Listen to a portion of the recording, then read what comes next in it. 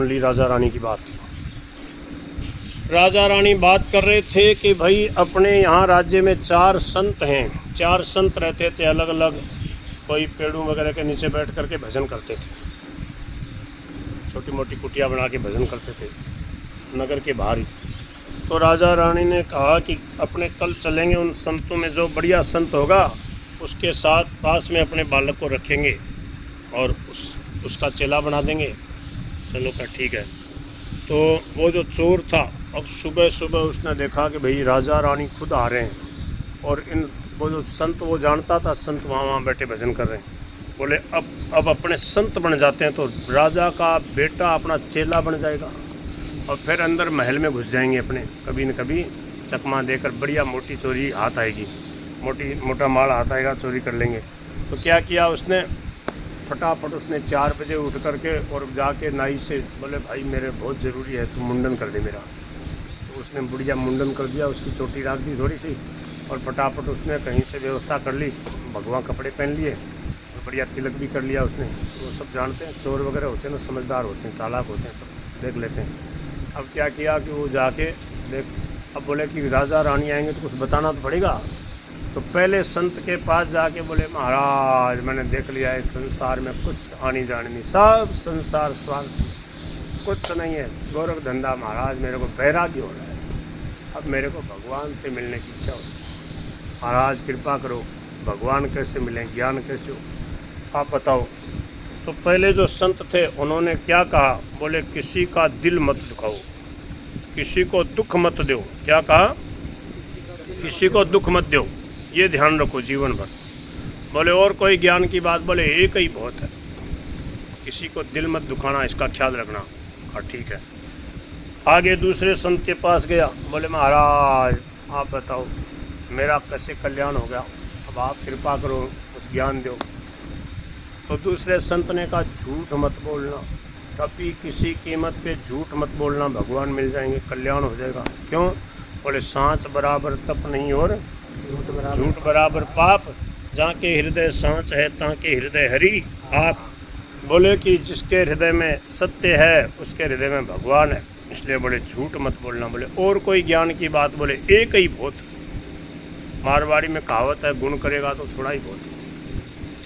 तो बोले ठीक है महाराज, चला गया वहाँ से। तीसरा एक मिला, बाबा जी बैठा था, बाबा जी तो अपनी मस्ती में बैठे। अब वो गया, प्रणाम किया, बोले महाराज मैं तो संसार से ढाप गया, पेट भर गया यहाँ के लोगों का व्यवहार देखकर, सब संसार स्वार्थ का, कोई किसी का अपना नहीं। बस जब तक जिसका स्वार्थ जिससे सज जाए तब तक खूब बोलेंगे, खूब मिलेंगे, और स्वार्थ पूरा हुआ कि फिर जैसे किसी को कोई जानता ही नहीं। महाराज मैं समझ गया संसार की रीति को, अब मेरे को वैराग्य हो रहा, भगवान कैसे मिलेगा। तो बोले कि राम राम करो, तुम राम का नाम लो। बोले महाराज और कोई बात, अरे बोले इससे बढ़िया क्या बात होगी, भगवान शंकर जपते हैं, तुम पुनि राम राम दिन राति सादर जपहूँ अनंग आराती। राम का नाम लेकर गणेश जी सबसे पहले पूजे जाते हैं, सुमिरी, और हनुमान जी महाराज सुमिरी पवन सुत पावन नामू, अपने बस करी राखे रामू। राम नाम से बढ़कर क्या होगा, कितनी महिमा है, तुलसीदास जी ने क्या गजब की महिमा कही है, राम नाम कली अभिमत दात। बोले ठीक है, प्रणाम कर लिया, आगे गया। आगे एक संत और बैठे, उनके चरणों में प्रणाम करके बोले महाराज मेरा उद्धार करो, मेरा क्या होगा। बोले क्या बात है, बोले मेरे को कल्याण चाहिए, मेरे को क्या करना चाहिए। बोले तुम भगवान की शरण हो जाओ। बोले और कोई बात, अरे बोले और क्या बात, पूरी गीता सुना के भगवान ने क्या समझाया अर्जुन को कि तू मेरी शरण आ जा, माम एकम शरणम व्रजामि अहम त्वां पापेभ्यो मोक्षयिष्यामि मा शुचः। ठीक है महाराज। अब चारों संतों से 4 बात उसने सीख ली, समझ गए। अब जाके आगे बैठ गया। अब राजा आया अपनी रानी को लेकर के, पहले संतों की परीक्षा कर लें, कौन संत कितने पानी में कितना जानता है, कौन सा संत बढ़िया, उसका चेला बनाएंगे। तो एक एक संत के पास राजा रानी आए और सब संत अपनी निष्ठा में थे। पहले संत ने कहा राजन किसी का दिल नहीं दुखाना, ये सबसे बड़ी शिक्षा है, इससे सब कुछ हो जाएगा। दूसरे ने कहा कि झूठ नहीं बोलना चाहिए। तीसरे ने कहा राम राम करना चाहिए। चौथे ने कहा भगवान की शरणागति स्वीकार कर लेनी चाहिए। राजा रानी ने देखा कि एक संत और बैठे वहाँ पे, और बोले हम तो 4 संत समझते थे, एक और हैं। और उसने देख लिया कि राजा रानी आ रहे हैं, चारों के पास होते मेरी तरफ आ रहे हैं, दूर से देख लिया था, ऐसे तन के बैठ गया जैसे कई दिनों की अखंड समाधि लगी हुई है बाबू। समझ में आ रही है? और तिलक भी बढ़िया किया था, ऐसे तन के बैठा था। बोले वो एक संत हो रहे हैं, देखो कैसे एकदम पत्थर की मूर्ति की तरह देखो ध्यान लगा रहे हैं, चलो। तो वो आ गए। ठग आदमी होता ना, तो नकली आदमी जो है असली से भी ज़्यादा करके दिखा देता है। अब क्या हुआ कि वो बोले हो महाराज तो आँख ही नहीं खोल रहे, आँख ही नहीं खोल रहे, ऐसे बैठे तड़के जैसे शंकर जी की समाधि लगी हो। तुम क्या? बोले लागी समाधि अखंड अपारा, बीते सम्मत 687 तजी शंभु, तजी समाधि शंभु अविनाशी। राजा रानी कहते महाराज कृपा कीजिए, बाबा जी नेत्र खोलिए, कृपा दृष्टि कीजिए। तो धीरे धीरे नेत्र खोले, बोले खुशी रहो, प्रसन्न रहो, आनंदित रहो। बोलो बच्चा क्या बात है? जैसे कोई बहुत बड़ा तपस्वी महात्मा हो, वयोवृद्ध। राजा रानी ने जोड़े सहित प्रणाम किया, दंडोत करी। बोले महाराज कोई ज्ञान की बात बताइए। बोले ज्ञान की बात तो इतनी है, किसी का दिल मत दुखाओ, संसार में सबसे मिलजुल चालिए, नदी नाव संजोग। बोले और कोई बात? बोले झूठ नहीं बोलना चाहिए व्यक्ति को, सदा सत्य बोलना चाहिए। राजा रानी ने देखा, उनको तो एक एक ही बात मालूम थी, उनको सबकी मालूम है। बोले और कोई बात? बोले प्रभु का नाम लेना चाहिए, राम राम राम राम, हरे राम हरे राम। और बोले भगवान के शरण होके रहना चाहिए। बोले चारों की बात बता। बोले महाराज और कोई बात? बोले संतों की सेवा करो। संत कहाँ पड़े हैं? संतों को घर में बुलाओ, संतों को जिमाओ, संतों को प्रेम से जिमाओ, संतों की सेवा करो, तो और बात बताएंगे और इनका पालन करो। राजा रानी को भागे। बोले वो बाबूजी तो ऐसे बैठे थे, कोई पैर पे पैर रख के मस्ती में बैठे बाबूजी, जो मस्ती में बैरागी, सच्चे बैरागी, मस्ती में कोई ऐसे आधा लेटा हुआ पड़ा पढ़ाई कर दिया, झूठ नहीं बोलना चाहिए जाओ। और ये देखो बाबूजी बैठना ऐसे चाहिए, ध्यान में देखो कैसे बैठे। बोले ये सही संत है, इन्हीं का अपने बाप चेला बनाएंगे अपने बेटे को, ये ठीक है। और इनको घर में भी बुलाएंगे, इनको जिमाएंगे, दक्षिणा भी देंगे। अब वो राजा रानी प्रणाम करके बोले ठीक है महाराज, कल हम आप राजकुमार भी आपके सामने लाएंगे, बालक भी आपका ही चेला बनाएंगे, आप कोई गुरुजी हम भी मान लेंगे। ऐसे करके चले गए। जब राजा रानी चले गए, अब उस देखा उस ठग ने, अरे राम राम मैं ठग हूँ, और इसको मालूम पड़ जाए राजा को कि ये चोर है, ठग है, बदमाश है, इसके ऊपर कई केस हैं, और ये अब ऐसे बना बैठा तो आज ही मेरे को फांसी दे दे, जेल में डाल दे, उम्र कैद हो जाए। और देखो मैंने आज थोड़ा सा सत्संग किया, और वो भी राजा को, राजा के बेटे को ठगने के लिए मैंने ऊपर ऊपर से सत्संग किया, सीख करके अपना रोजगार चलाने के लिए। तो क्या किया? बोले देखो भगवान की लीला की राजा रानी आज मेरे चरणों में लौट रहे हैं। थोड़े से सत्संग का इतना प्रभाव है, अगर मैं वास्तव में जीवन भर सत्संग करूं, संतों का अनुगामी बन जाऊं, तो क्या करना? बोले अब जीवन की बाजी लगा के भजन करूंगा और सच्चा संत बनूंगा। वहाँ से उठ के चला गया। देखो थोड़े से सत्संग का क्या प्रभाव हुआ। अब चला गया। वो जानता था, स्वामी जी महाराज ये कहानी सुनाते थे, कहते थे वो जानता था सबको कि कौन किस संप्रदाय वाला, कैसे कैसे महात्मा है। सदा से चले आए हैं महात्मा, कुछ ढीले ढाले, कोई ठीक ठाक, कोई बढ़िया विशेष।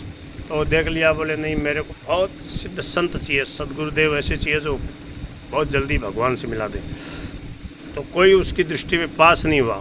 सब महात्माओं को उसने जो उसमें दिखाई देते थे, बोले ये भी नहीं, ये भी नहीं। फिर क्या किया, जंगल में चला गया और भगवान से प्रार्थना करी, रोने लग गया। क्या हुआ? बंद करो उसको। बोल गिरधर गोपाल की। भगवान के लिए प्रार्थना करी, हे प्रभु कृपा करो, आप ही कृपा करो, मेरे को कोई सच्चे संत मिले, सदगुरुदेव मिले।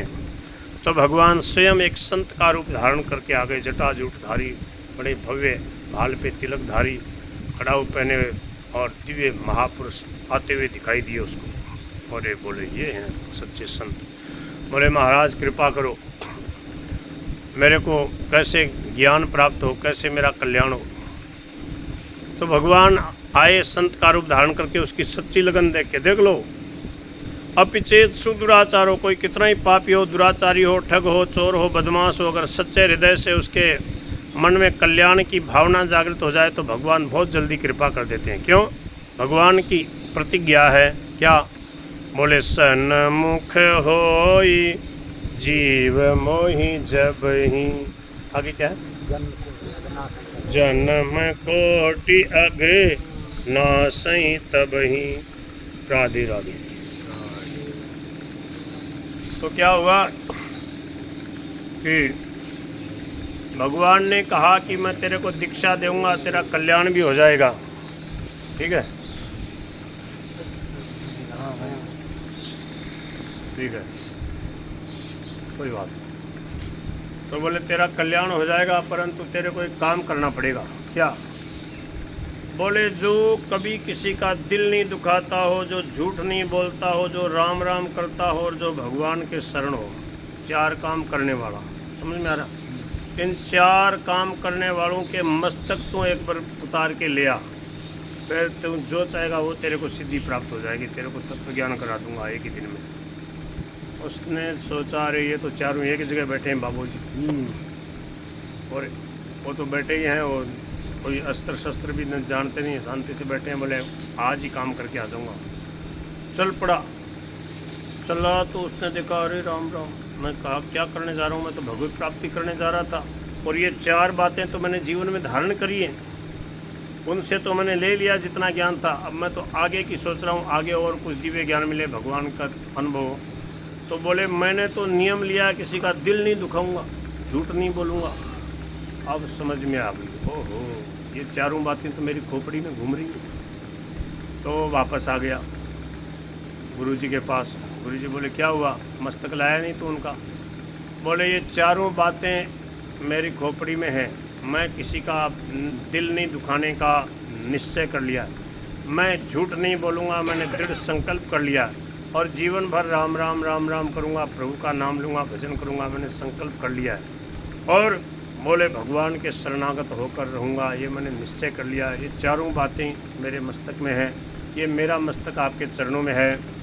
ये बात जैसे ही उसने कही, भगवान ने कहा तेरे को क्या चाहिए? बोले मेरे को भगवत प्राप्ति। बोले मैं भगवान हूँ। बोले तुम तो संत हो। बोले संत नहीं, संत का रूप धारण करके आए हूँ, तेरी लगन देख के मैं ही भगवान हूँ। बोले अगर भगवान हो तो अपने असली रूप में प्रकट होकर मुझे दर्शन दो। तो भगवान ने मुरली बजाते हुए बांके बिहारी राधा वल्लभ राधा रमण श्याम सुंदर मदन मोहन गोपीनाथ गोविंद बिहारी गोरे लाल के रूप में प्रकट होके बोले मैं ही मदन मोहन हूँ, मैं ही गोविंद गोपाल हूँ, मैं ही राधा श्याम सुंदर हूँ, बांके बिहारी हूँ, राधा वल्लभ हूँ, राधा रमन हूँ। बोल तेरे को क्या चाहिए? बोले कि मेरे को आपकी भक्ति मिले, मैं आपकी सेवा में रहूँ, आपके पास रहूँ, मेरा जीवन में अब कोई काम नहीं, बस आपके साथ रहूँ। तो भगवान ने साथ प्रकट होकर बांके बिहारी ने उसको हृदय से लगा दिया और उसका कल्याण हो गया, उसका उद्धार हो गया। आज तक वो उस वैकुंठ में भगवान के धाम में विराज रहा है, जहाँ का हमारा लोगों का पक्का रिजर्वेशन हो चुका है। समझ में आ रही है क्या आपको? किसी को मजाक लगती होगी ये बात, पर राम नाम लेने से, भागवत की कथा सुनने से धुंधुकारी का कल्याण हो गया। बताओ किसका? धुंधुकारी कितना पतित था, कितना बदमाश था, उसका कल्याण हो गया, उसके लिए विमान आ गया। फिर आपके लिए क्यों नहीं विमान आएगा? क्यों? आप लोग तो कितनी कथा सुनिए, कीर्तन करते हो, संतों की सेवा करते हो, संतों को जिमा के फिर जीमते हो। तो आप निस्संदेह हो जाओ कि जब जाएंगे यहाँ से, जब शरीर छूटेगा 150 साल के बाद, अभी नहीं कह रहा हूँ, अभी डरना मत, तो क्या होगा? सीधे कहाँ जाएंगे? जहाँ गोकर्ण धुंधुकारी, जहाँ शिव सनकादि, जहाँ भगवान के प्रेमी भक्त ध्रुव, प्रहलाद, मीराबाई, तुलसीदास जी, उसको परम गति कहते हैं, परम धाम की प्राप्ति कहते हैं। वहीं अपना पक्का रिजर्वेशन हो चुका है। ठीक है ना? अब हम अमर भय न मरेंगे, अब हम नरक स्वर्ग में नहीं जा सकते, अब हम भगवान के हो गए हैं। इसलिए निश्चिंत हो जाओ। आज गुरु पूर्णिमा के दिन सदगुरुदेव भगवान के चरणों में, हनुमान जी महाराज के चरणों में, आज से हम निश्चिंत हो गए। बस भजन करेंगे, सेवा करेंगे, पर चिंता नहीं करेंगे कि हमारा कल्याण कैसे होगा, हमारा कल्याण होगा कि नहीं। हमारा कल्याण हो गया, हमें भगवान ज़रूर मिलेंगे, भगवान मिले हुए हैं, बस अनुभव करना है। भजन करते रहना, ठीक है। बोल गिरधर गोपाल की जय। थोड़ी देर आप सुना दो। कल की जो है हाँ, सुबह सुबह सब सुबह 5 से 6 के बीच में सत्संग होगा, उसमें महाराज जी सुना देंगे, हम भी थोड़ा सुना देंगे, ठीक है। और कल का हाँ, कल शाम को भी अपने 3 से 6 वाला सत्संग करेंगे, ठीक है। जैसे आज किया वैसे ही कुछ और विशेष सत्संग करेंगे। आज तो कल और रुकेंगे, कल रुकेंगे, परसों सुबह जाने का विचार है। 2-4 दिन रुक जाओ महाराज, फिर आ जाएंगे, उसमें कार्तिक में आ जाएंगे। अभी हमारा चल रहा था वो तो केवल गुरु पूर्णिमा के लिए महाराज जी ने ज़्यादा कहा, तो हमने चलो 2 दिन के लिए आ जाते हैं। बहुत बढ़िया चल रहा था हमारा सत्संग स्वाध्याय वहाँ वृंदावन में, ठीक है। बोलो वृंदावन बिहारी लाल गिरधर गोपाल की जय, मदन गोपाल की जय, हनुमान जी महाराज की जय, शंकर भगवान की जय, श्री सद्गुरुदेव भगवान की जय। नारायण नारायण।